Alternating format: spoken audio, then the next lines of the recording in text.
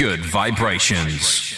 Welcome to a brief episode of Good Vibrations. This is pretty much a bonus show because it's talking about an upcoming event. So we're going to get the lowdown on what it is, where it's happening, what the idea is behind it, and all of that. So my two guests today are the principal organisers of this event. One of them has been on the show before. Alan of Salisbury, you might remember, came on last year, and we had a great episode talking about personal sovereignty and natural law and all kinds of good stuff. And also on the line today we have Gloria Moss. So between them, they are putting this event together. Welcome, folks, first of all. Hi, Mark. Welcome. Yeah. Okay, so let's launch straight into it then and tell people what is the event in question. It's happening in December of this year, but other than that, I'll let you kick off, Alan, and just tell everyone what this event is all about. Basically, what is it? It's basically a two-day conference on the 14th and 15th of December, and the idea is to bring together some really good speakers, some incredible speakers, of which, of course, your good self is one of them. The idea is basically, when you look at history, the way it's been, the dons and mandarins, they generally tend to quote each other, they read each other's books, and nothing really changes. And yet for a very long time now, we've got some amazing researchers who've basically changed the paradigm, really, on a lot of aspects of history. And they're not getting heard because the way the sort of educational system works, all the dons and mandarins, they peer review their own work, and unless you're in that, if you like, closed shop trade union, you don't get a look in, and you don't get published, you don't get heard at all. And yet all the time there's some amazing researchers out there that are doing incredible work, and I think they really need to be listened to. So Gloria and I kind of got together. This is one of our bones of contentions. I mean, she's far more of an academic than I am. She's actually a proper professor. But we basically figured that, that there must be a market for this. And a lot of the books we've been reading, it's long overdue for an event, really, to have people come in and basically talk about their research and also make it inclusive as well. So it's not about inviting people in to be a member of an audience. You're kind of more an attendee that can take part. And that's kind of basically what the idea started out as. But like most of these ideas, when you get to try and put them into practice, it's a little bit more challenging to do that. But that's basically the idea, really. Right. So history is written by the victors, and that can often be a problem because stories that don't fit the agenda get left by the wayside and buried in the mists of time. So the idea is to right some of those wrongs where possible. Absolutely. And of course, as you know, some of those versions of history, right from the get-go, have been works of fiction deliberately, and they've been installed that way. There have been a lot of events where the official narrative has kind of been written before the event has even happened, and they let it all fall into place, which is one of the classic things that happen. I mean, we've got lots of speakers on different subjects here, and on some of those, that's really, there's quite a clear agenda has gone on there, really. Yeah. Let's bring in Gloria then. Do you want to give us a run through of some of the speakers you've got on the bill for this event? Well, yes, we've got yourself giving two really exciting talks, I think. One is on the Beatles, I'm sure, because I've heard you speak, on Paul McCartney and the Fall and so on. But this time you're talking about the Beatles and the occult and bringing in Paul McCartney. And then you're going to give us a second talk as well on electronic music and mind control. So two very fascinating subjects. And then John Hamer, again, two quite diverse topics he'll be offering. One, the real facts about the Titanic. Some of your listeners may already be familiar with that, but he'll be taking us through the story in remarkable detail with his razor-sharp mind. And he'll also be asking the fascinating question, who really was Shakespeare? I won't give you the answer at this point. And then we have Gerry Doherty, I don't know how many of your readers have read his remarkable book, really remarkable book, on the history of the First World War. And he'll be talking to us about the fact that the First World War was actually planned by a small cabal based in London. And then he'll also be giving us a second talk as well on the truth about Edith Cavell. So we're very, very fortunate to have yourself and John Hamer and also Gerry Doherty. And then we've also got Andrew Gough coming, who will be talking on the fascinating topic of Hollow Earth and linking that to the Knights Templar and finds within Hollow Earth. So we're going through history from what we're doing is we're avoiding the contemporary, because Alan and I felt that that's very well covered by other groups, but we felt that there was insufficient space given to history. And so I'll be also throwing in some of my research on the Dead Sea Scrolls site of Qumran, which is of course the site where the scrolls were found, pivotal, they say, in our understanding of Christianity and Judaism. And my research suggests that the site had a purpose very, very different from the purpose officially declared by theologians and theological scholars. And then Alan will be taking a very interesting perspective on the moon landings, and he'll be looking at the photographs allegedly produced by the astronauts, and I'm looking at that as historical evidence and what that might tell us about the moon landings and whether they took place or not. Yeah, I've got a fair idea of what it will tell us myself, but don't let me influence anyone. John Hamer, it's great to have him on board. He proofread my last book, and my nickname for him was Razor Eye. John Razor Eye Hamer, because he spots everything. So that would be great. Yes. Now, who would you say this event is aimed at? What sort of people do you think would be interested in attending this and, will get something out of it? Well, we thought there were at least 4 groups of people who would get something out of it. Obviously, those with a passion for the truth, which is all of us and many of your listeners. And this is wherever they are in the world and wherever they are on their journey of understanding, awakening, or whether they're awakened already. But in addition to those with a passion for the truth, it's good for those who want to expand their social circle and meet like-minded people that they can relate to, because we often find, or I've often found, and I think Alan too, that once you reach a certain level of awareness, understanding of events, it's quite difficult to find people who share that understanding. So we think that this is a very important function of a conference like that, and that's one of the reasons we've taken a lot of trouble to find the perfect venue for this, and we think we have found after a great deal of searching the perfect venue. It's just under half an hour by train from London's Liverpool Street. It's a beautiful place out in the country, very beautifully done up, with fine food. So it's a perfect session really in which to expand your social circle. And moreover, it's useful. We think it's at the end of the year, people are winding down for Christmas.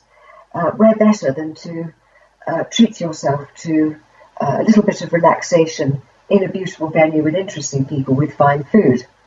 And of course, as Alan mentioned, we're hoping that it will also attract people who would like to present their own research, because what we've done, in addition to having the fine speakers that we've described, including yourself, we're making a few spaces available for people who would like to present their own research, and we'll be inviting people to present their own research, and then we'll be looking at what they can offer and then shortlisting that down to a few short presentations. Okay, so there's also an aspect of interaction in terms of what are they going to be, like workshop type situations where people can get together and discuss information that they've heard and kick it around and take a part in the presentations themselves? we're leaving a lot of time for questions at the end of formal presentations. But in addition to that, we're having time on the second day to share evidence on a particular topic, which is the Irish potato famine. And they're going to invite people to get into groups and act, as you like, as the jury, using the evidence to determine what they think the causes of this terrible famine were. I mean, was it misadventure? Was it maladministration?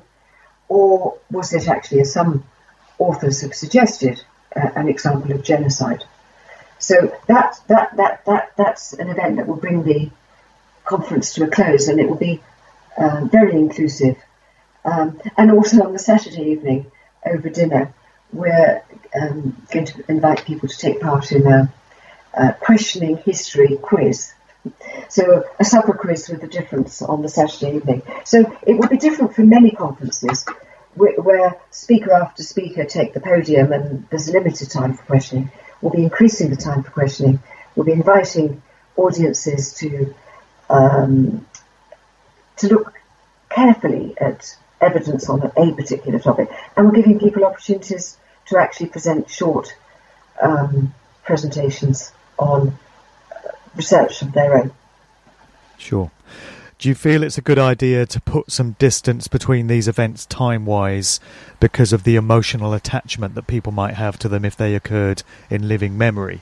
And then, it's easier to look back on previous generations and apply some scrutiny to it rather than bring in any of the complications that might arise with more recent events. Was that the... Absolutely spot on. It is problematic to look at contemporary events in many ways. And yes, you're absolutely right. We thought that having a bit of space between now and the events that we're talking about would free people up to talk about them objectively. I don't know what you think, Alan. Well, obviously, I mean, I think it's much easier to talk about these events for a couple of reasons, really. When they're kind of in past history, one can be more objective about it because it seems on the surface as though it doesn't really affect the present that much. It's already happened. But what we found is that whatever event you tend to look at, there's a process, and it becomes more recognisable. Patterns or events, they take on a familiar shape, and it doesn't matter about the content. It could be about very different subjects, but when you start researching, you suddenly begin to see the same old aspects at work, and therefore it's kind of, it seems a bit safer to do it that way, because I mean a lot of researchers, they're looking at more recent stuff, and people can get really upset about it, and they don't like that, they get oversensitive about it. Yeah. But if you go back in history, exactly. But if you go back in history, you can see something at a safe distance and recognise the same processes. So the idea is that people will, maybe there's something they haven't heard about. They don't know about the Titanic or any of the stuff we're talking about, and they found it interesting. But when they look at their own research, maybe something more recent, they kind of go, hold on a minute, this is a pattern of behaviour that seems to be repeating itself over and over again. And maybe that is an important penny that we both thought needed to be dropped, that we're seeing these similar patterns of behaviour taking place throughout history. And even though the events are different, this kind of reoccurring pathology, if you like, keeps of deception. It keeps emerging. It keeps reappearing. And the other thing about these events is the people that find them interesting. Like when you said who's interested in these events. I think I don't know for you, but I know when I started doing this research, I was quite passionate about it, and I started talking about it. And after a while, I became quite isolated. And I had to change the circle that I was in, because most people weren't interested in what I was researching or talking about, and I've still got my old mates that I do stuff with, but I've got a new circle of friends, and also this event is about kind of addressing that in social terms, because some of us feel, like we've been tarred with, you're a conspiracy theorist and all this stuff, and we've all had that.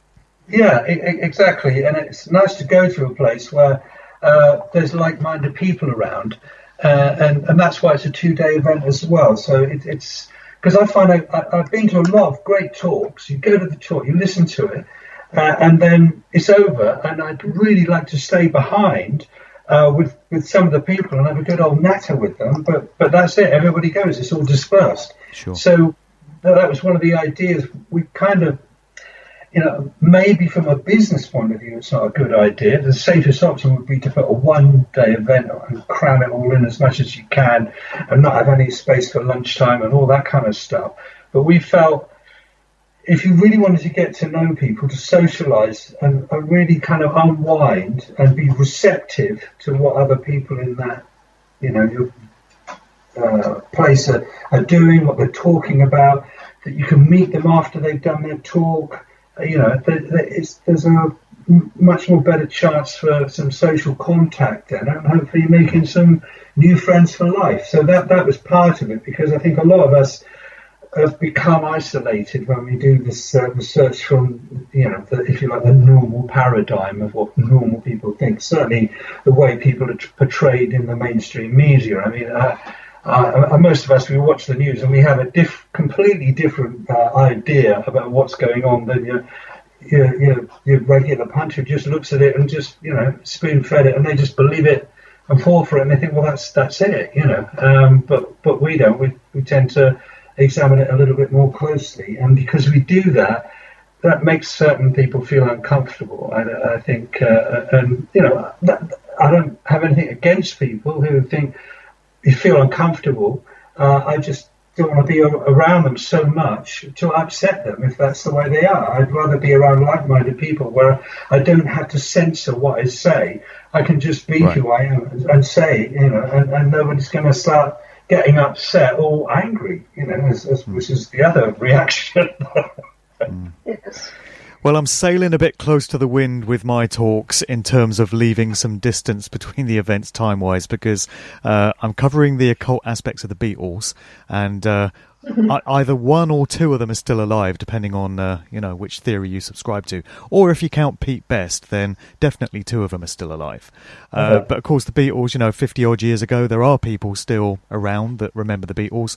And then the second talk is electronic dance music from the late 80s going into the early 90s, which is only 30 odd years ago. So there's going to be a lot of people with living memory of those events, but I'll take that risk. I'll take the flak for that. It wouldn't be the first time. But the other talks seem to be well-rooted in the past, which is reassuring.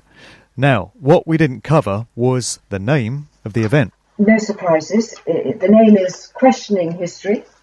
It comes under the banner of Awake and Aware Holidays, because Alan and I thought, well, when you are in this space that Alan has described of questioning most things that come in front of you, even something as simple as a holiday becomes a bit problematic, because if you want to go on a group holiday, the issue of who you actually go with becomes all important. So we thought this would be the first of about several events, which are collective events where you come together with like-minded people to enjoy intellectually stimulating presentations and environments. So it's called Questioning History, Awake and Aware Holidays. Okay, great. And the venue, what is the venue? The venue is, as I say, just under 30 minutes from London's Liverpool Street by train. It's in Hertfordshire. It's a beautiful large mansion, recently renovated, so we can all experience a bit of luxury in our lives with haute cuisine. And the event will start on Saturday morning around about 10 o'clock. And then we'll finish at about 6:30 on the following day, on the following Sunday. It's near Hoddesdon. Hoddesdon, near Broxbourne. The nearest station is Broxbourne. I think it's on the Bedford side, yes. Yeah, Bedford. But it's very close to London, and yet out there, it's in the middle of the country. Lots of acres of open space, although of course in December, we may not be many who want to go out for long walks, but it's lovely to view distant horizons of And what's the name of it? What's the name of the venue? It's called High Lee, High, and then Lee is Leigh. Sounds like a martial arts kung fu style, doesn't it? High Lee. High Lee, I see what you mean. But it's actually an old Victorian building, I think. Well, ironically, it was a house built by one of the Berkeley's banking dynasty. Wow. And if you know the history of Captain Berkeley, he was a well-known, shall we say, trader of slaves, basically, wasn't it? That's how they made their money. Captain Berkeley, historically, that was what he was involved in. But it's now run by a Christian organisation. Absolutely, yeah. And, they have a mission of providing wonderful accommodation and relaxing surroundings to their visitors.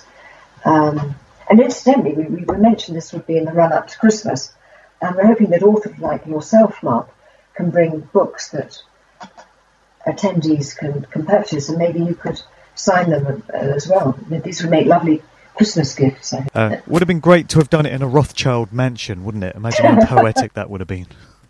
Well, as you say, you'd like to sail close to the wind, and you'd easily have your master's ticket, mate. Easily. Yeah. Close, but not that close.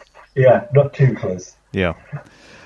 Okay, so how do people get hold of tickets? What's the deal for that? If people want to attend this event, where should they go to get involved? We've got, I've just finished working on a website. It's a bit of a mouthful, this one, because we started it last year and we didn't really know what we were doing so much, but I've just finished it now. So we've got a website which is Awake and Aware Hollid. All right, so we're minus the AYS on the end of it. So that's Awake and Aware Hollid.wixsite./website. So Awake and Aware Hollid.wixsite.com/website. Rolls off the tongue, doesn't it? It does, and obviously there's an HTTPS on the front of that. Okay. And then there's an email where you can, just email us directly. I will send you the info and ask all the questions and send you the stuff that you need. And that's at awakenawareholidays@gmail.com. Okay, so I'm going to put this in the show notes beneath wherever you're watching this show or listening to it. It will be in the notes there. You can just click on the link to go straight through to the site. And tickets are available from there for the whole weekend, right? Okay, yeah, and there's also a mobile number which is at the bottom of the website, but I can read it out here, so you can leave a text message and we can get back to you, which is 0777 1535087. That's 0777 1535087. And the whole thing, I mean, basically, we've really spent some time getting to this together. So you've got a really nice venue, amazing speakers, everything's all in. You don't have to worry about anything except opening your mind. And it's under 200 quid. It's under 200 quid. So, that was the kind of magic figure we were going for. Okay. And it would really help you out, clearly, if people would get tickets in advance, if they know they can attend. I know what it's like putting on events like this. I've done it myself. It's a real headache. Promoters take a great risk in terms of upfront costs that they have to outlay. So it really does help if people know they can attend and they're really serious about it, if they could just support the organisers by getting those tickets early, just so that they can meet some of those upfront costs. It would be tremendously helpful if people could write to us, email us, phone us, and if they are interested in coming, if they could place their orders during August or the first couple of weeks of September, that would be really helpful. And you're absolutely right, Mark. There is it that would be tremendously helpful. And the cost of the tickets start from under £200 and slightly in excess of £200 if you want an ensuite bathroom. But we kept the cost as low as we possibly could. All right, so it's entirely residential, this one, right? Absolutely. They've got everything there. They've even got sports facilities, walks, all kinds of stuff there. I mean, this place is really good for people to contemplate. One of the ideas we had about calling it holidays was to stretch that meaning of holidays, because holidays used to mean holy days where people would go maybe on a pilgrimage or something like that, where they would contemplate, life, the universe and everything. So there's kind of a bit of that chucked in as well. So we're kind of using that interpretation of holiday as opposed to, going to the beach and getting completely off your nut so you can't even remember what you've done. Right. That kind of stuff, which I don't have a problem with, but this just isn't about that at all, really. No, those days are behind me now. Yeah, me too. All right, so that's 14th and 15th of December, just before Christmas, and it's just a little outside London for anyone who can attend. Once again, the address for the website is in the notes connected to this show, so please support if you can, if you know you can be there, and get along and be a part of what looks like being a quite unique event and very enjoyable and fulfilling for people of our kind of mindset. So, Gloria and Alan, wish you all the best with that, and thanks for coming on the show today. That's great, Mark. Thank you for the opportunity. Thank you. This is just a demo. I'm picking up vibrations. I'm picking up vibrations. I'm picking up vibrations.